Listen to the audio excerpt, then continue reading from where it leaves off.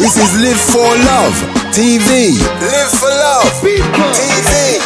Yes, I am. One step more. One step more. One step more. Until you reach your goals. One step more. Save them soul. One step more. One step more. How good it is to reach the Live for Love TV. This is Live for Love TV. Live for Love TV.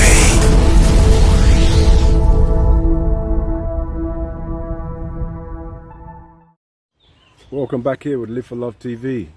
It's the let's check this. The second day of the 6th month, the 21st year in the 21st century. I always do videos constantly saying I'm going to revisit it. And by the way, pardon my manners. Hope everyone's doing well out there. I always do videos, like I say, where I'm going to revisit at some point, and I often do. But on this one, I haven't revisited it yet. So I'm going to revisit it today. Because I've had some people come up to me personally and ask me, how is it possible that I can be making statements like a white person has every right to be a rasta as much as anybody else, as a black person especially. And I thought it would be obvious by what I was saying, but maybe I need to clarify why I was saying that in the position. And I connected it tightly to Makonenn himself and to his lack of discrimination in his whole life, from the day he was born to the day we no longer saw him. Never showed any signs of discrimination. So if you take on somebody's identity, then you should perform the way they perform. But some people still don't believe in that. So they came up to me and said, but what I find was amazing was one of the people that actually fronted me and said that I had no right to say that and it's a black power thing and this. They're not a Rasta. They don't carry locks. They don't hail Emperor Haile Selassie as their leader in any way.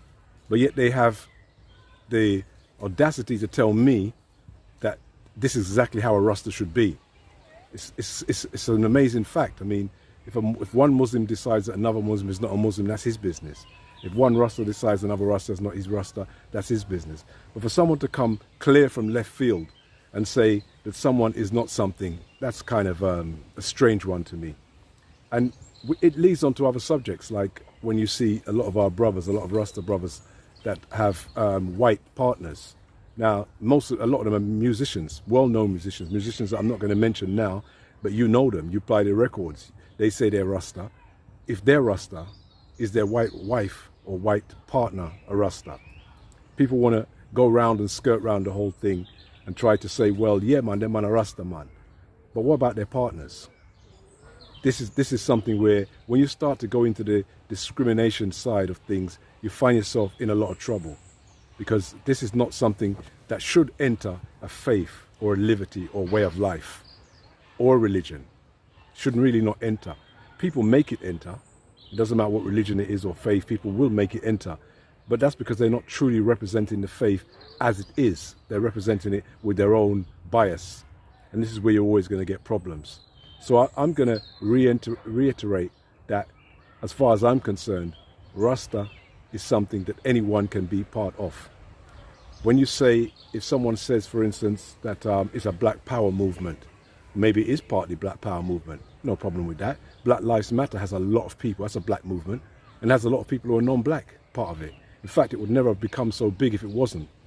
And when you consider Rasta, reggae music that's tied with Rasta, and the way Rasta has presented itself around the world, there are many people who have supported Rasta through music, through culture, through coming to the island where Rastas are endemic and speaking on behalf of Rastas that are part of the movement themselves. And Rasta itself could never have become so big without the involvement of people from all backgrounds.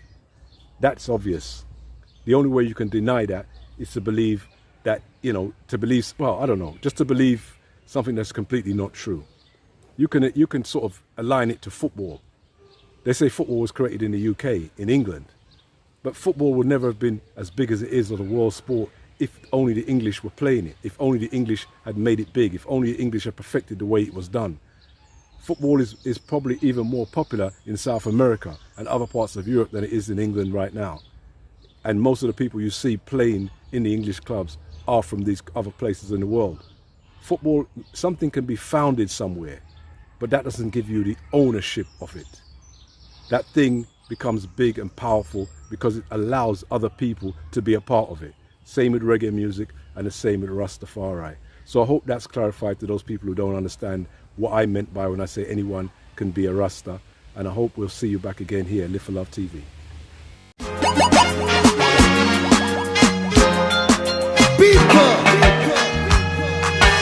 one step more, one step more, one step more, one step more. Until you reach your goals, one step more. This is Live for Love